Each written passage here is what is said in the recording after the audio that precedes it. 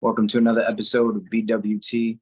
Today, I will be recapping the series over the weekend with the Astros and the Yankees, and then I'll be previewing the next three. And also, I will be recapping the brawl between Jose Ramirez and Tim Anderson.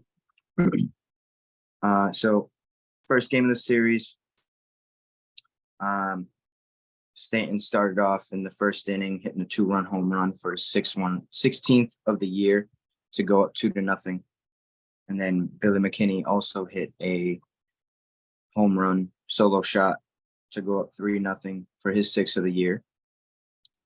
Jake Myers in the top of the second got an RBI ground ball to put the Astros on the board 3-1. And then Martin Maldonado got an RBI single to make the score 3-2. And that score stayed the same until the top of the 6th when Kyle Tucker hit a solo home run for his 19th of the season to tie it up. And in the bottom of the 6th, Anthony Volpe comes up clutch with an RBI single, which turns out to be the game-winning run. Yankees go up 4-3. Yankees win 4-3. Michael King gets the win, making his record 3-4 with a 3.07 ERA. Kendall Graveman gets the loss for the Astros. He has a record of 3-5 with a 3.5 ERA. And Clay Holmes gets his 15th save of the season, making his ERA a 2.11. And then in the second game of the series, Yonder Diaz starts it off with a 3-run home run off of Severino. So I was expecting a lot more in the first inning, but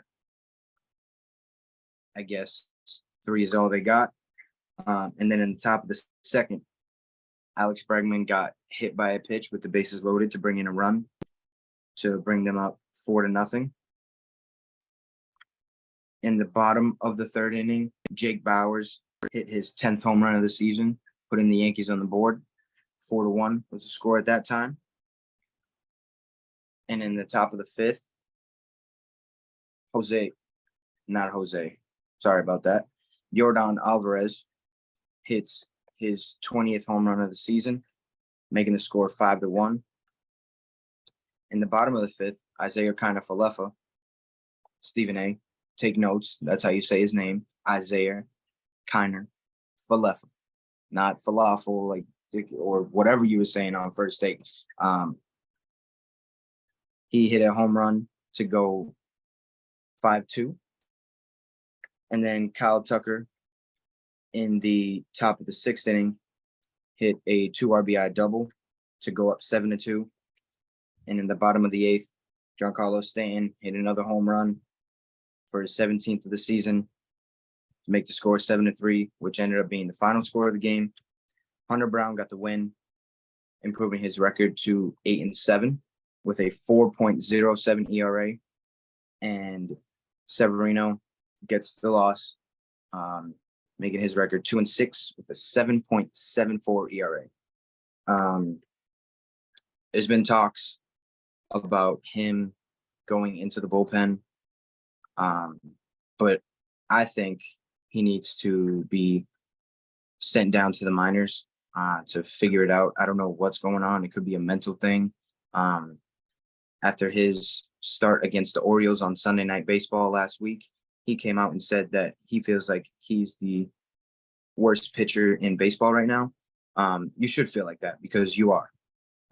Every time you go out onto the mound, me as a Yankee fan, I know that you are going to get shelled, and it's not a good thing to have that in your starting rotation.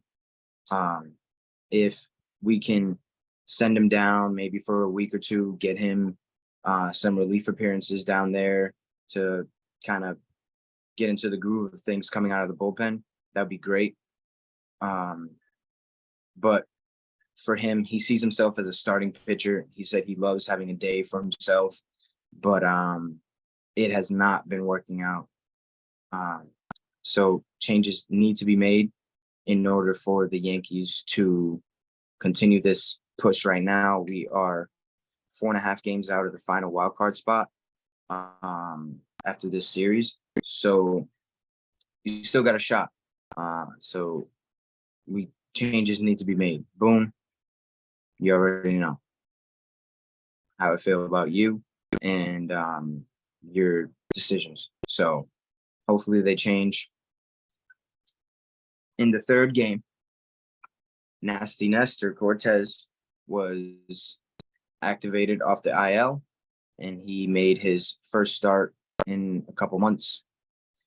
He went 4 innings, only giving up 1 hit, 1 run, which was a mistake pitch to Jose Altuve.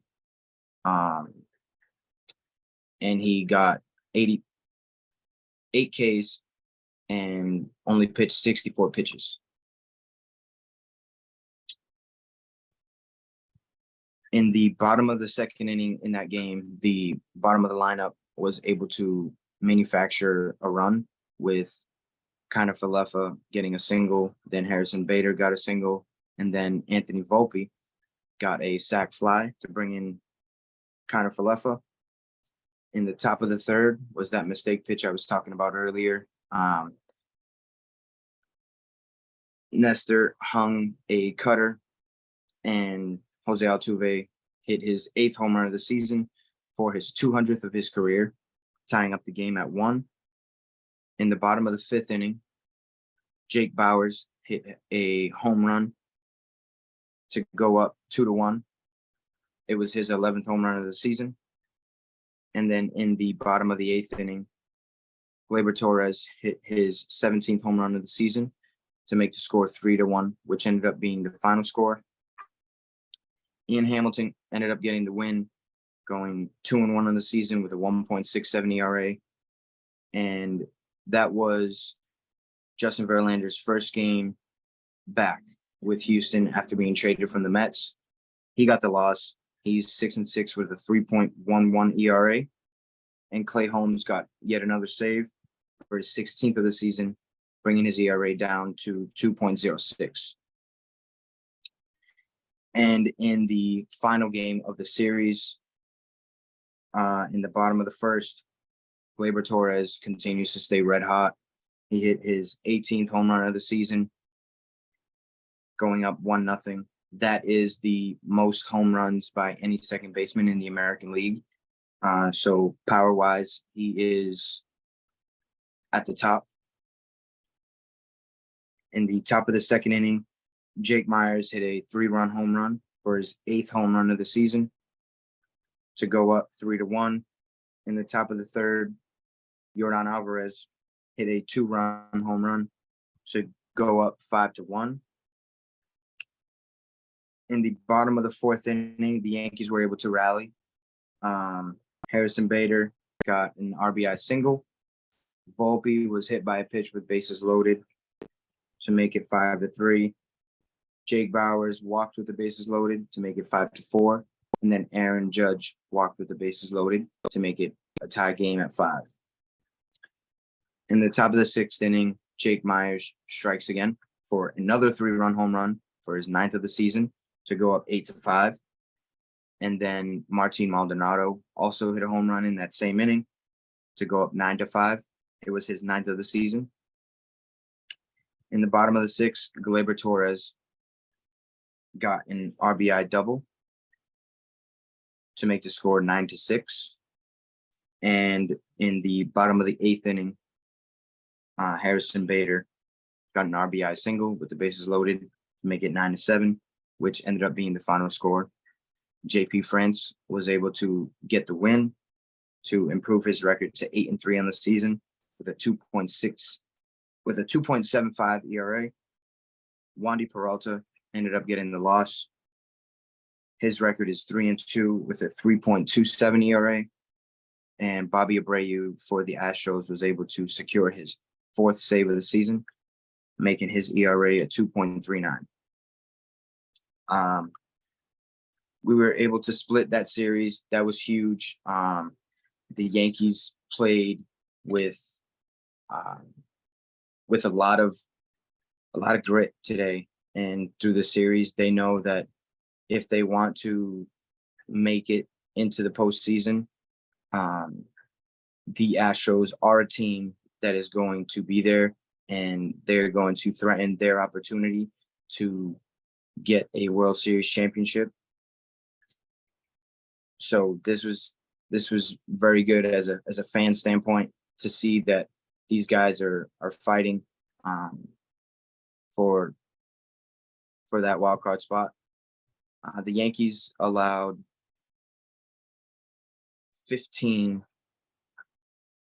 runners on base as an offense. They left those guys on base, so that wasn't ideal. We just couldn't get the big hit.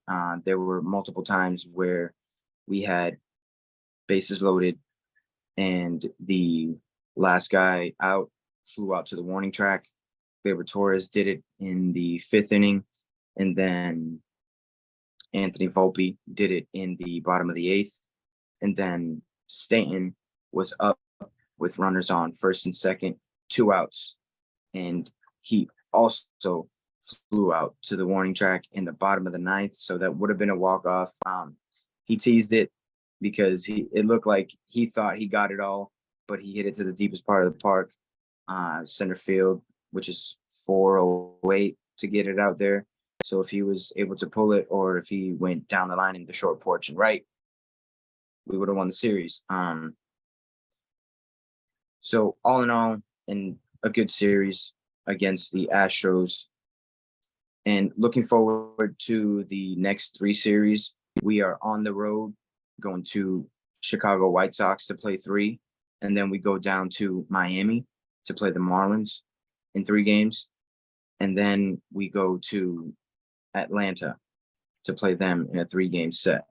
And then take a rest day on Thursday, come back home for the series against the Red Sox, which I'm looking forward to because people in the chat today, the Red Sox got swept. And the first thing that the Red Sox fans were saying in the chat was, oh, remember our record against you, or remember we swept you guys? I don't want to hear it. I really don't want to hear it, because those same fans are the ones that blow up the chat whenever the Yankees are losing, whenever they're giving up home runs or anything like that. They're so quick to get on my case about it. And today it just sounded like they needed to someone needed to call the ambulance, because they were just crying like babies. And if you guys did not catch the brawl against Tim Anderson and Jose Ramirez, I recommend you go watch it. It's always an exciting thing in baseball when the bench is clear and punches are thrown. It's fun. Obviously, you don't want to teach that to the younger crowd of the game, but sometimes it's needed, because so I will run you through a play. Jose Ramirez hits a ball down the right field line, and he is extending it to go to second for a double. When he slides into the bag, Tim Anderson tags him, and he said that he tagged him a little bit too hard for his liking. And Jose Ramirez was in between his legs and like under him, and Tim Anderson just like wouldn't allow him to get up. So Jose Ramirez he shoved him a little bit, and then once he got up, he put his hand in his face. Tim Anderson threw his glove down. Umpire got in the middle a little bit, and then once he saw them square up, he backed up. He got out the way, let them go at it. Jose Ramirez connected with the right hook to Tim Anderson's jaw, ended up knocking him down. Benches were cleared. Eloy Jimenez ended up getting injured during the brawl.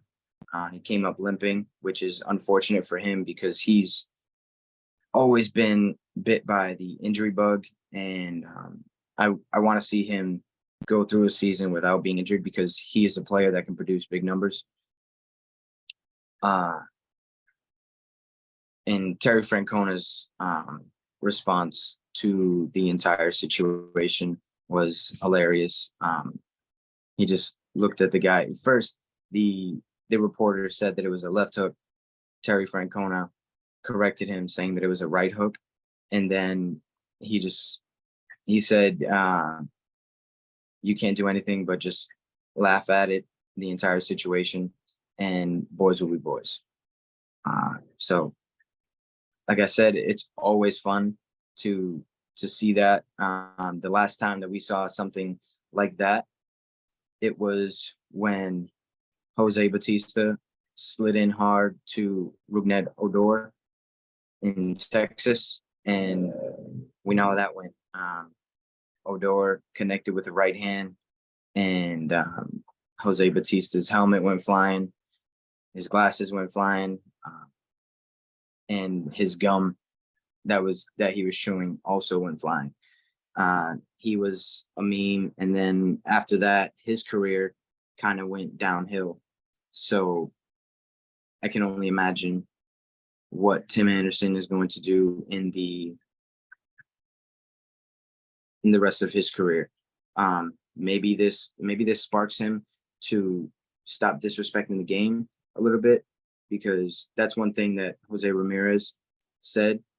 He didn't like the way that he stood over him, and the tag was a bit too hard for his liking. And he just said he disrespects the game a little bit. So I guess he had to be taught a lesson. That's all I got for you guys today. For my final words, I want to give a huge shout out to the dugout, 16U and 18U. And I also want to give a shout out to the base for putting together a great tournament, the Urban Classic, when, man, the vibes were way up here. You had teams from Georgia, you had teams from New York, baseball and softball. The 16U team got the opportunity to play at Boston College, which was cool. It was fun. It was fun to be able to coach there. And I know as a player, as a young player, going through the recruiting process and everything like that, it was probably very fun for the kids to play there. But yeah, shout out to those guys. Thanks to the base again. Great event. And that's all I got for you guys today. Peace.